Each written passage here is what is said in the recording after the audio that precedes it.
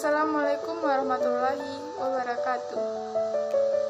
Bertemu lagi dengan saya, Septi Febri Mulyani, mahasiswi Sekolah Tinggi Ilmu Farmasi Padang, Angkatan 2019, nomor BP 190-11142. Baiklah, di materi kali ini, saya akan menyampaikan tentang sistem saraf tepi atau sistem saraf otonom. Bagian sistem saraf yang mengatur fungsi visceral tubuh disebut sistem saraf otonom. Sistem ini membantu mengatur tekanan arteri, motilitas dan sekresi gastrointestinal, pengosongan kandung kemih, berkeringat, suhu tubuh, dan banyak aktivitas lainnya. Ada sebagian yang diatur saraf otonom, sedangkan yang lainnya sebagian saja. Sistem saraf otonom adalah bagian sistem saraf tepi yang mengatur fungsi visceral tubuh.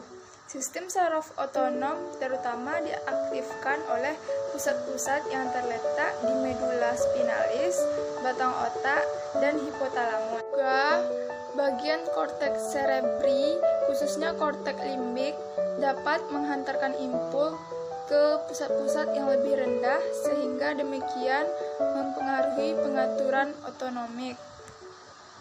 Sistem saraf otonom terdiri dari dua subsistem, yaitu sistem saraf simpatis dan sistem saraf parasimpatis yang kerjanya saling berlawanan.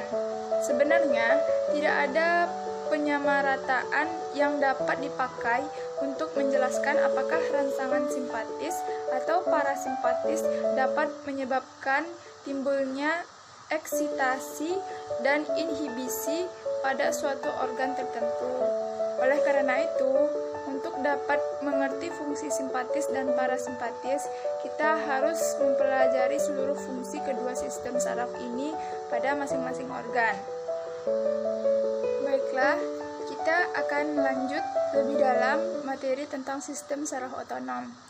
Sistem saraf otonom atau saraf tak sadar merupakan bagian dari sistem saraf tepi atau SST yang terletak khusus pada sumsum tulang belakang yang bekerja mengatur dan mengendalikan otot jantung, otot-otot polos, dan sejumlah kelenjar secara permanen.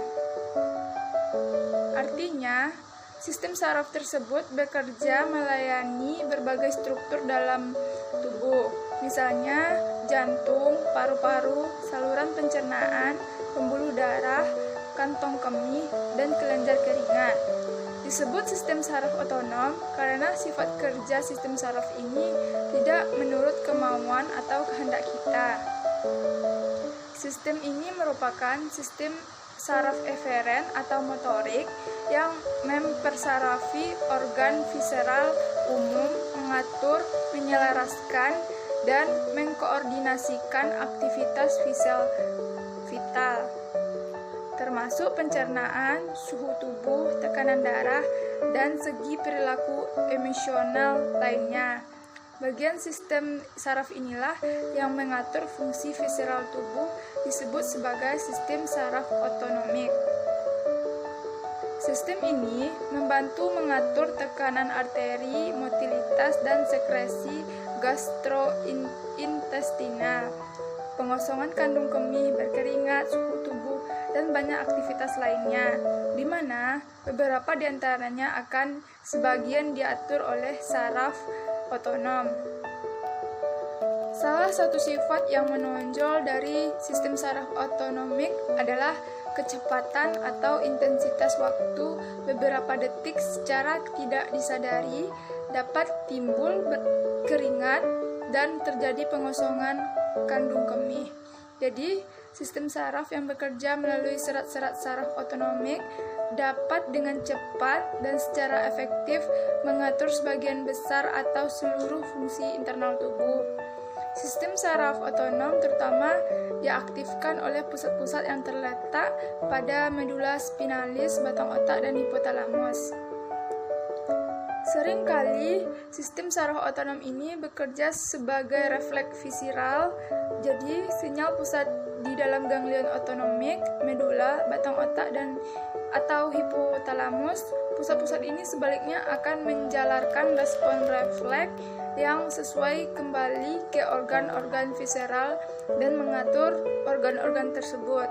Sistem saraf otonom bergantung pada sistem saraf pusat, dan antara keduanya dihubungkan oleh urat-urat saraf eferen, dan saraf eferen ini seolah-olah berfungsi sebagai sistem saraf pusat saraf otonom, terutama berkenaan dengan organ-organ dalam. Menurut sifat kerjanya, terdiri dari dua bagian, yaitu saraf simpatis dan saraf parasimpatis. Kita masuk ke saraf simpatis. Pengertian saraf simpatis adalah bagian dari sistem saraf otonom yang cenderung bertindak berlawanan terhadap sistem saraf parasimpatik, seperti mempercepat detak jantung dan menyebabkan kontraksi pembuluh darah. Sistem ini mengatur fungsi kelenjar keringat dan merangsang sekresi glukosa dalam hati. Sistem saraf simpatik diaktifkan terutama dalam keadaan stres, bandingkan sistem saraf parasimpatik. Anatomi dan fisiologi saraf simpatis. Saraf simpatis merupakan rangkaian dua buah neuron yang meninggalkan sumsum tulang belakang tidak langsung menuju ke suatu organ tubuh, tetapi berakhir dulu pada suatu sinapsis yang ada di dalam ganglion. Dari ganglion baru, kemudian dengan perantaraan neuron yang lain menuju ke organ tubuh. Sistem simpatis memiliki ganglion yang terletak di sepanjang tulang belakang yang menempel pada sumsum tulang belakang, sehingga memiliki serabut praganglion pendek dan serabut postganglion yang panjang. Serabut praganglion adalah serabut saraf yang menuju ganglion, dan serabut saraf yang keluar dari ganglion disebut serabut postganglion.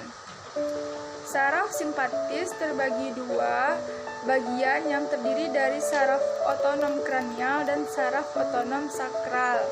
Terletak di depan kolumna vertebra dan berhubungan dengan sumsum tulang belakang melalui serabut-serabut saraf. Berdasarkan letaknya, ganglia simpatis digolongkan menjadi: yang pertama, ganglia cervicalis adalah ganglia paravertebral dari sistem saraf simpatik dan memiliki tiga ganglia lainnya, yaitu ganglia cervicalis superior atau yang terbesar. Ganglia ini terletak berdekatan dengan C2 dan C3 untuk menargetkan jantung, kepala, leher, dan dengan cara menumpang di arteri karotid. Yang kedua, ganglia cervicalis tengah atau terkecil. Ganglia ini berdekatan dengan C6 dengan target adalah hati dan leher. Yang ketiga, ganglia cervical inferior. Ganglia ini mungkin menyatu dengan ganglia toraks. Ganglia ini berdekatan dengan C7 dengan target jantung, leher, bagian bawah, lengan. Selanjutnya yaitu ganglia thoracalis adalah ganglia paravertebral yang biasanya memiliki 12 bagian. Ganglia ini terletak di posterior pada pleura costovertebral. Ganglia ini mempunyai rumus komunikans berwarna putih dan abu-abu. Rami warna membawa serabut simpatik yang timbul di sumsum tulang belakang ke depan batang simpatik. Selanjutnya yaitu ganglia lumbalis adalah ganglia yang mempunyai 5 bagian. Selanjutnya kita masuk ke fungsi saraf simpatis. Fungsi saraf simpatis yang pertama mempercepat denyut jantung. Yang kedua, mempersempit diameter pembuluh darah. Yang ketiga, memperlambat proses pencernaan. Keempat, memperkecil bronkus. Kelima, menurunkan tekanan darah. Keenam, memperlambat gerak peristaltis. 7. Memperlebar pupil. Ke-8. Menghambat sekresi empedu. Ke-9. Menurunkan sekresi ludah. Ke-10. Meningkatkan sekresi adrenalin. Selanjutnya kita masuk ke saraf parasimpatis. Pengertian saraf parasimpatis. Saraf parasimpatik merupakan saraf yang berpangkal pada sumsum lanjutan atau medula oblongata dan dari sakum yang merupakan saraf preganglion dan postganglion. Sistem saraf ini disebut juga dengan sistem saraf kraniosakral karena saraf preganglion keluar dari daerah otak dan daerah sakral. Fungsi dari saraf parasimpatik umumnya memperlambat kerja organ-organ tubuh. Susunan saraf parasimpatik berupa jaring-jaring yang berhubung-hubungan dengan ganglion yang tersebar di seluruh tubuh. Urat sarafnya menuju ke organ tubuh yang dikuasai oleh susunan saraf simpatik. Anatomi dan susunan saraf parasimpatis. Susunan saraf parasimpatik berupa jaring-jaring yang berhubungan dengan ganglion yang tersebar di seluruh tubuh. Urat sarafnya menuju ke organ tubuh yang dikuasai oleh susunan saraf simpatik. Saraf parasimpatik adalah saraf yang berpangkal pada medula oblongata dan pada daerah sakrum dari medula spinalis. Oleh karena itu, saraf parasimpatis disebut juga dengan saraf kraniosakral. Saraf sensoris parasimpatis memiliki ganglion di suatu tempat yang terletak antara organ visceral dengan saraf pusat. Sedang saraf motorisnya tidak membentuk rantai saraf seperti saraf motoris simpatis, dan ganglion yang terbentuk antara saraf satu dengan kedua terletak berdekatan dengan organ visceral yang disarafinya.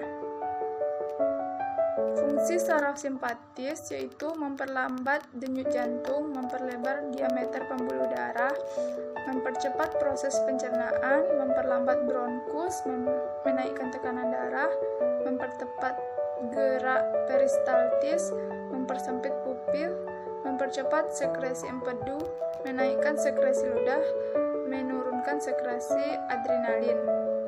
Kita masuk ke interaksi antara saraf simpatis dan saraf parasimpatis.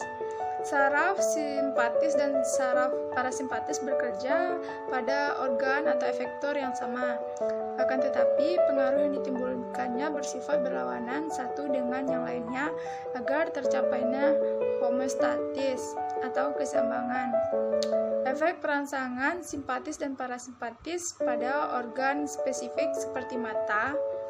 Ada dua fungsi mata yang diatur oleh sistem saraf otonom, yaitu dilatasi pupil dan pemusatan lensa. Perangsangan simpatis membuat serat-serat meridional iris berkontraksi sehingga pupil menjadi dilatasi atau mengalami pembesaran. Sedangkan perangsangan parasimpatis mengkontraksi otot-otot sirkular iris sehingga terjadi kontraksi pupil. Bila ada cahaya yang berlebihan masuk ke dalam mata, serat-serat parasimpatis yang mengatur pupil akan terangsang secara refleks, di mana refleks ini akan mengurangi pembukaan pupil dan mengurangi jumlah cahaya yang membentur retina.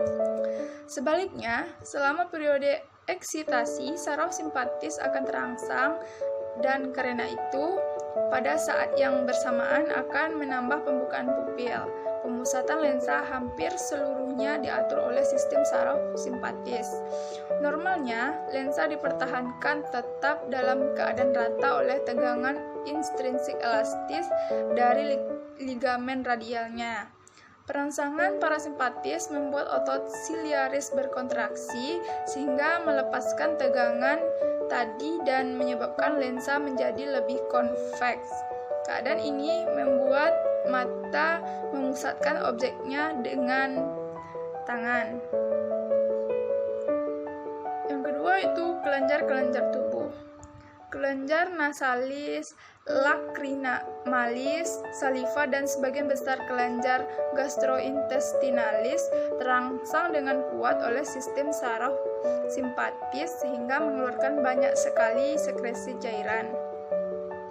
Kelenjar-kelenjar saluran pencernaan yang paling kuat dirangsang oleh parasimpatis adalah yang terletak di saluran bagian atas, terutama kelenjar di daerah mulut dan lambung. Kelenjar usus halus dan usus besar terutama diatur oleh faktor lokal yang terdapat di saluran usus terdiri sendiri dan oleh sistem saraf enterik usus serta sedikit oleh saraf otonom.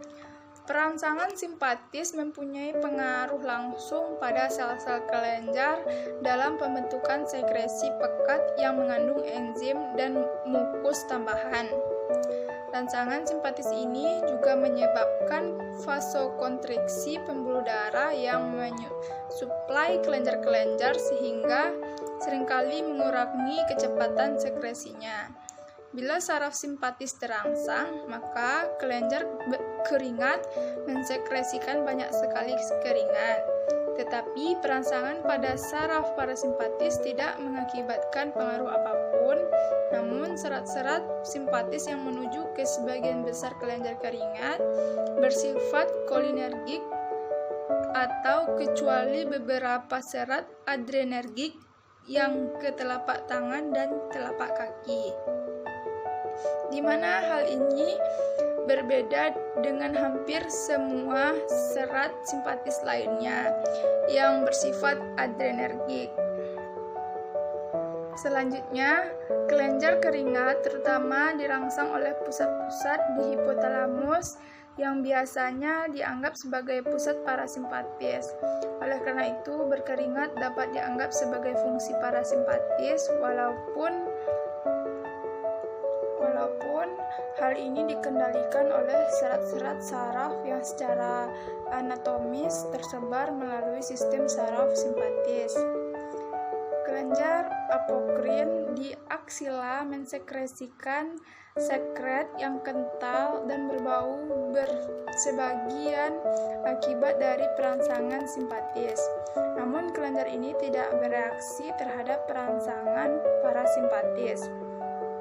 Kelenjar apokrin walaupun embriologisnya berkaitan erat dengan kelenjar keringat, tetapi lebih banyak diatur oleh pusat simpatis dalam sistem saraf pusat daripada oleh pusat parasimpatis.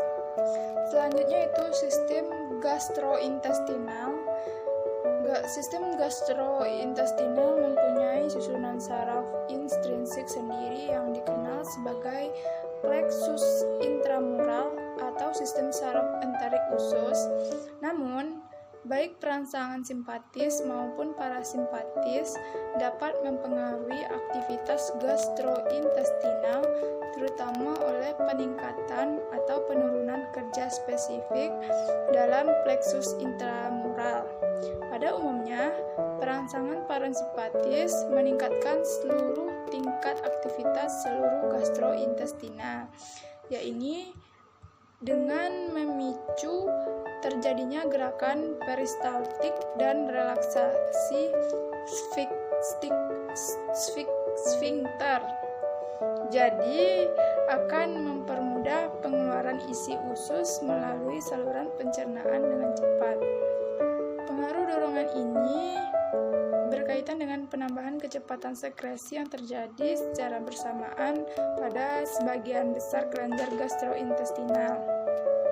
Seperti yang telah dijelaskan sebelumnya, fungsi normal dari saluran gastrointestinal tidak terlalu bergantung pada perangsangan simpatis. Namun bila ada perangsangan simpatis yang sangat kuat, maka akan timbul penghambatan peristaltik dan peningkatan tonus sfinkter. Hasil akhirnya adalah timbul dorongan yang sangat lemah dalam saluran pencernaan dan kadang-kadang juga mengurangi sekresi. Selanjutnya itu jantung. Pada umumnya, perangsangan simpatis akan meningkatkan seluruh aktivitas jantung Keadaan ini tercapai dengan naiknya frekuensi dan kekuatan kontraksi jantung. Perangsangan parasimpatis terutama menimbulkan efek yang berlawanan. Akibat atau pengaruh ini dapat diungkapkan dengan cara lain, yakni perangsangan simpatis akan meningkatkan keefektifan jantung sebagai pompa yang diperlukan selama kerja berat. Sedangkan perangsangan parasimpatis menurunkan kemampuan pemompaan, tetapi menimbulkan beberapa tingkatan istirahat pada jantung di antara aktivitas kerja yang berat. Selanjutnya, pembuluh darah sistemik.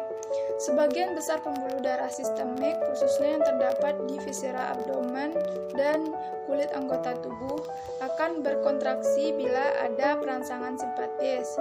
Perangsangan parasimpatis hampir sama sekali tidak berpengaruh pada pembuluh darah, kecuali pada daerah-daerah tertentu malah memperlebar, seperti pada timbulnya daerah kemerahan di wajah. Pada sebagian keadaan, fungsi rangsangan simpatis pada reseptor beta akan menyebabkan dilatasi pembuluh darah pada rangsangan simpatis yang biasa. Tetapi hal ini jarang terjadi, kecuali setelah diberi obat-obatan yang dapat melumpuhkan reseptor alfa simpatis yang memberi pengaruh vasokonstriktor yang biasanya lebih merupakan efek reseptor beta.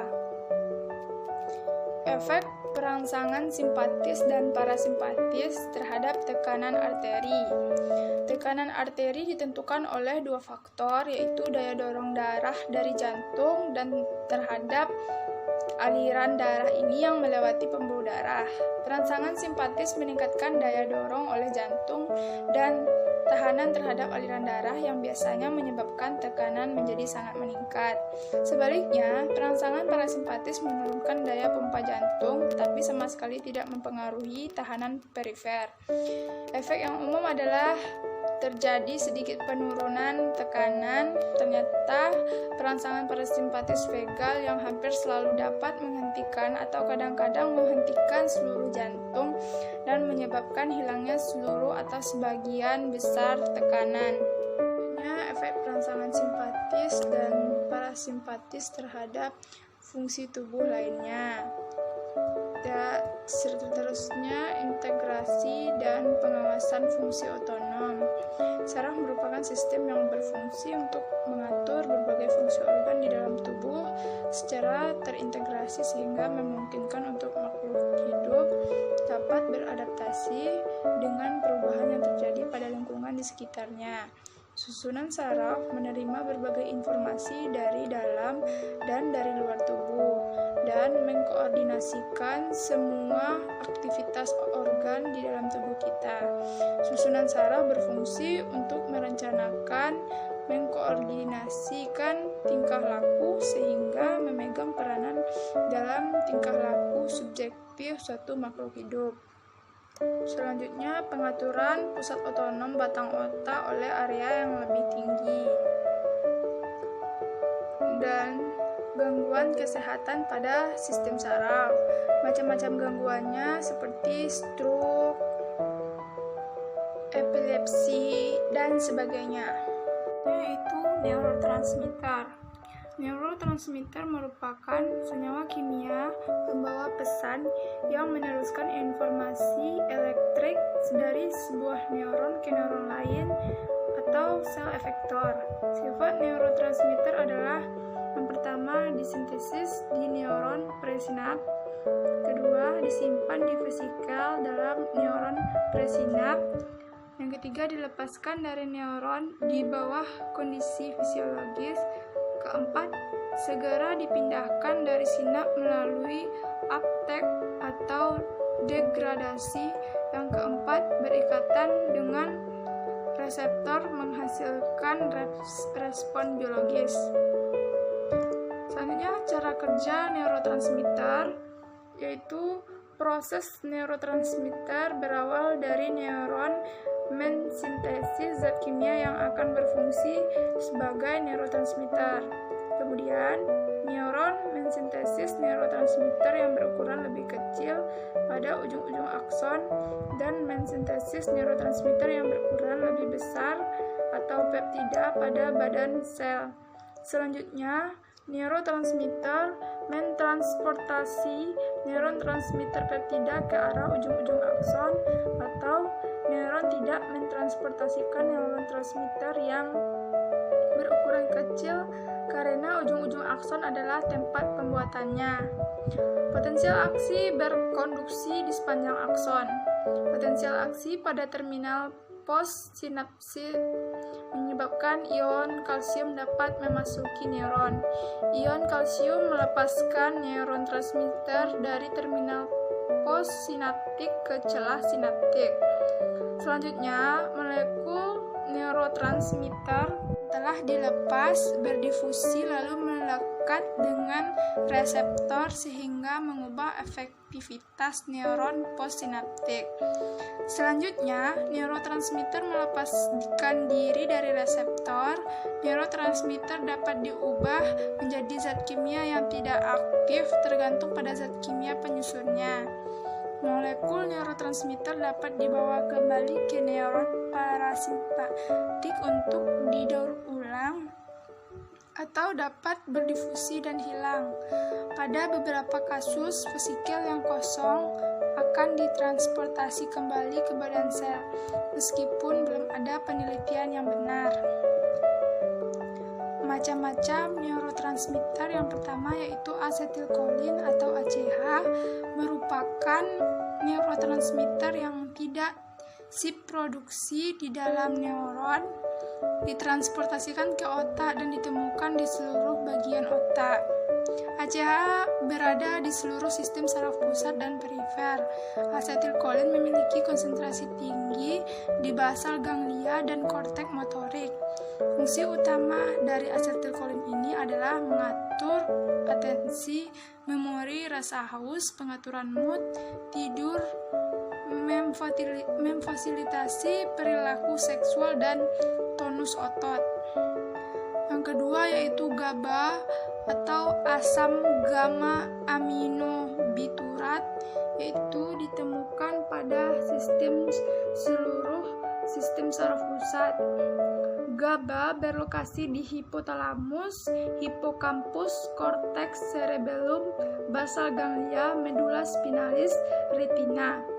GABA penting di dalam otak karena menjaga penembakan banyak neuron yang membantu ketepatan sinyal yang dibawa dari satu neuron ke neuron berikutnya.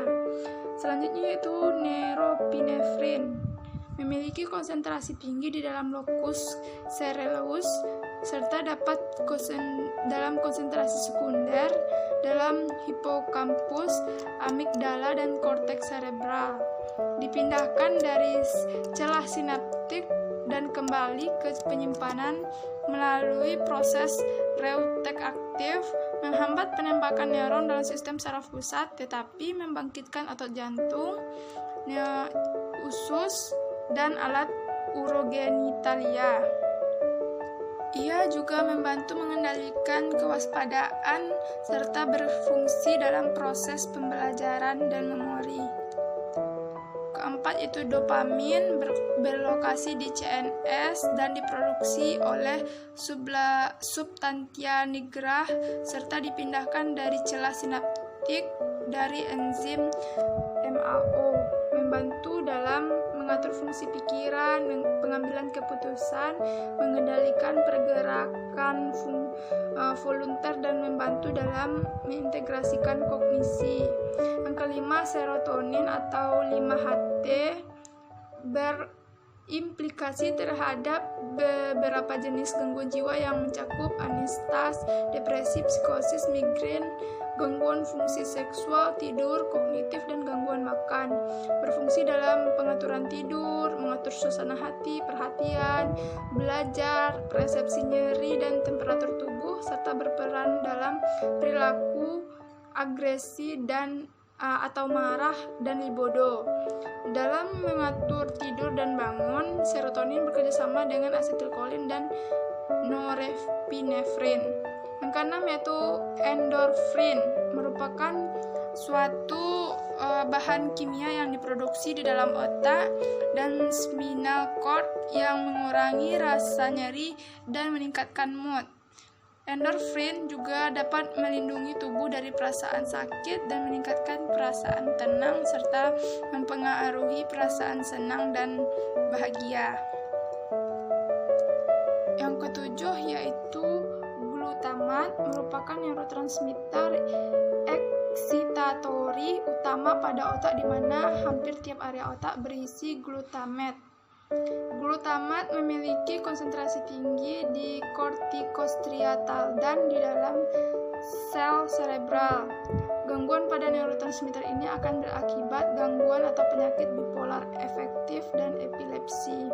Yang kedelapan yaitu oksitosin, merupakan sebuah hormon dan neurotransmitter yang memainkan peranan penting dalam pengalaman cinta dan ikatan antar manusia. Yang kesembilan yaitu epinefrin, meningkatkan detak jantung dan melakukan dilatasi jalan nafas untuk meningkatkan fungsi nafas dan menyempitkan pembuluh darah di dalam usus dan kulit. Sampai di sini video saya. Kalau ada salah dan janggal, saya mohon maaf. Saya tutupi dengan wabillahi taufiq wal hidayah. Wassalamualaikum warahmatullahi wabarakatuh.